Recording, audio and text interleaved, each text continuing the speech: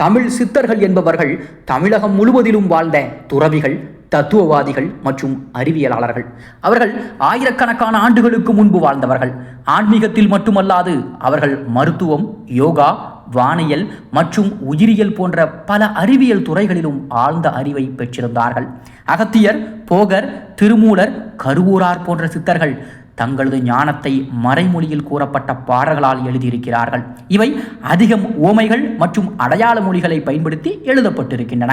அவர்கள் மனித உடலின் செயல்பாடு, மூலிகைகள், உலோக மாற்றம் மற்றும் அணுக்கணிதம் போன்ற அறிவியல் துறைகளை ஆய்வு செய்திருக்கிறார்கள்.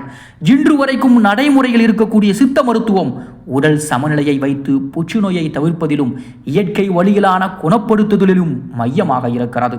அவர்கள் வானியல் தொடர்பான கணிப்புகள், கிரக இயக்கங்கள், தியானம், உயிர் சுழற்சி ஆகியவற்றையும் பிராணாயாமம் போன்ற யோக அறிவியலையும் ஆராய்ந்திருந்தார்கள்.